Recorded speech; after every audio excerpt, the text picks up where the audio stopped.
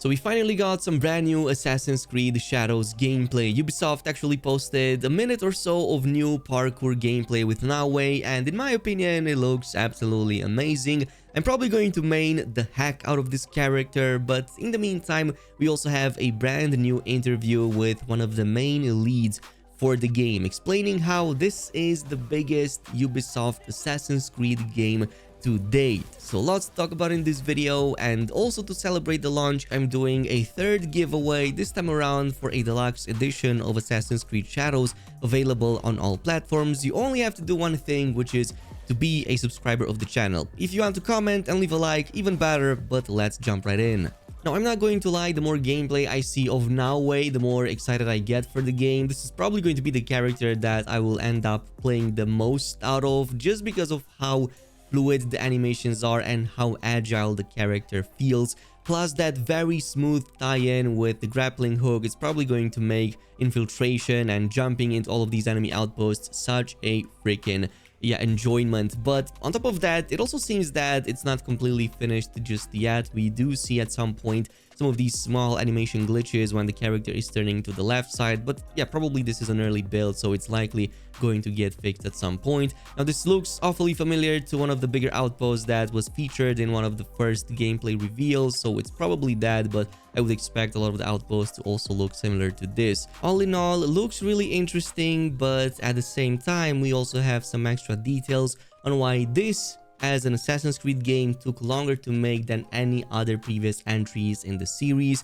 what Ubisoft is making different this time around, and why it might be more ambitious than any other Assassin's Creed game in the past. I might be exaggerating, but we do have this interesting interview with the lead producer that explains how over the 4 years that it has passed, the development of the game, how it picked off, and why it is so important for Ubisoft for this game to be the most ambitious Assassin's Creed game to date. So by the time Assassin's Creed Shadows launches this November, the game would have been in development for 4 years. It's the longest development cycle for the series so far, and 25% longer than its acclaimed predecessor 2020's Assassin's Creed Valhalla. Also, good to know that there's an engine improvement over here, which is why we're seeing Nawe having such a high fluidity in terms of the animations. So the next iteration of the Anvil engine, which is the one used over here, the new tech allows for better lighting through global illumination, the new breakable props, more detailed acid meshes, and much less pop-in. The new Anvil upgrade has allowed for a season system that sees the world progress through spring, summer, autumn, and winter. Of course, something that we've seen a few previews of. The current season is dictated by your progress through the campaign in order to maintain historical accuracy, but there's steps that each period goes through to create a sense of authenticity. The upgrade Anvil engine, upon which Assassin's Creed Shadows is built, can now realistically replicate the damage caused by every type of weapon, from accurate sword slices to perfect arrow puncture marks. Think Fruit Ninja, but with, well, almost every prop that's in Shadows world.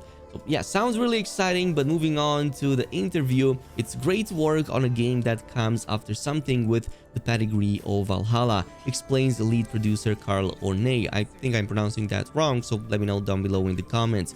But obviously, there are great expectations. We always want to go better, which is what we're trying to do with Shadows. We are pushing the limits of what we can do. And the article goes on to explain how key to making sure it delivers on this is through constant iterations. So it's always a balance between time and costs, but the more time you have, the more you can iterate. Yes, you can put more people on a project and do it in a short time, but that doesn't give you more time to iterate, because it takes time to get the feedback from your players, your team, etc., and then see what works and what doesn't and how to improve it. 4 years is the right balance to go from conception to production and get the feedback necessary to adapt, which, I mean, it makes sense. Assassin's Creed is an absolutely massive franchise, and despite any controversy and despite all the pushback, obviously it's still something that a lot of people are interested in, and it's obviously going to attract a lot of eyes. And I also agree with the 4 years. I think that's a pretty lengthy amount of time, but also not too lengthy given how many big AAA games nowadays can take even more than that to actually reach completion. We've seen many regular ones reaching like 7 years of full-on development before we even get a glimpse of it.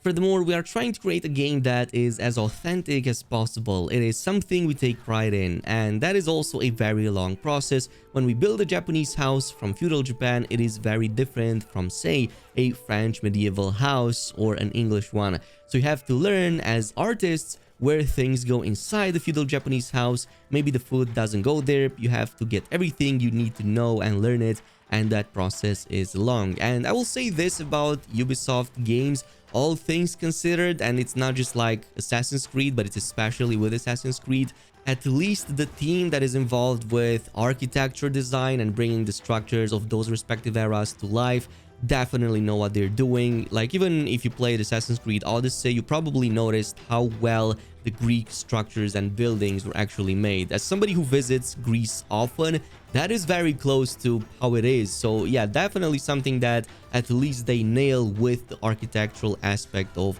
the gameplay and whatnot.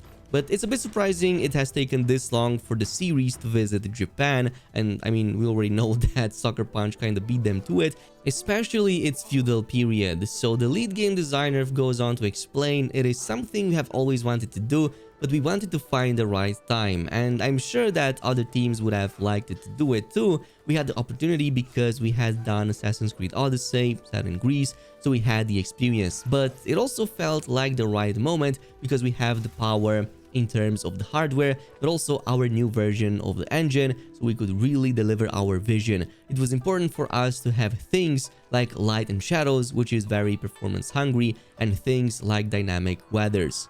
The article also goes on to further explain how the Ubisoft teams are actually going in and taking real-life inspiration and having a number of teams involved, especially in Osaka and Tokyo. So even though it's not feudal Japan, obviously it is good to go on site because it is only then we realize it is different to what we think it is. So it's very interesting because when the team went there, one of the things that jumped out was the forests and how they are.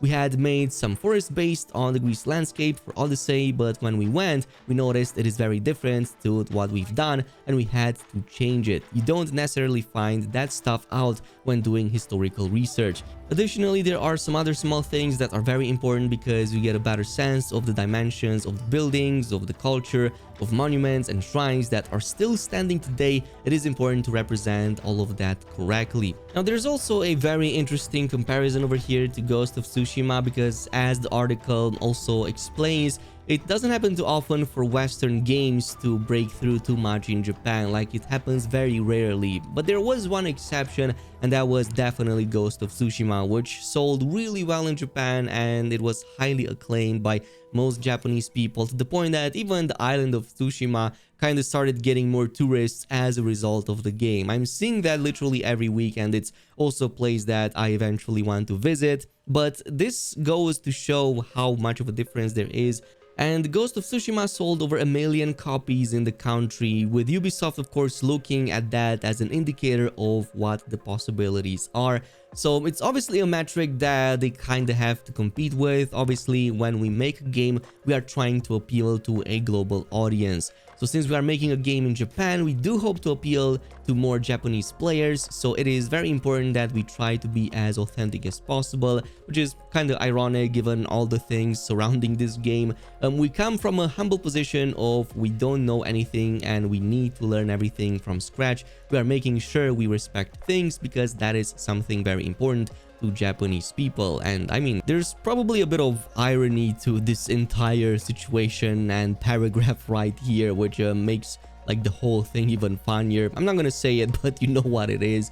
This is the first big Assassin's Creed game in 4 years, but there were smaller titles in the series, like we had Mirage that we covered on the channel. Of course, during production, we do playtests with people from different places at different stages. We look at what works and what doesn't, and we also look at the playtests with Mirage and see what people like. We knew we were going into the direction of stealth with shadows, and so we saw what they were doing and learned from that. We said, let's use that, what we've done, and build upon it rather than going our own way. In any case, the next few weeks should be interesting. We also have Gamescom, which is supposed to have some extra Assassin's Creed Shadows gameplay. There should also be some preview events, maybe following soon as we're getting closer and closer to release. And obviously, there's going to be a lot more coverage on the channel for Assassin's Creed Shadows. So again, if you want to stay tuned with that, or if you want to take part in Assassin's Creed giveaways, just subscribe and activate the notification bell.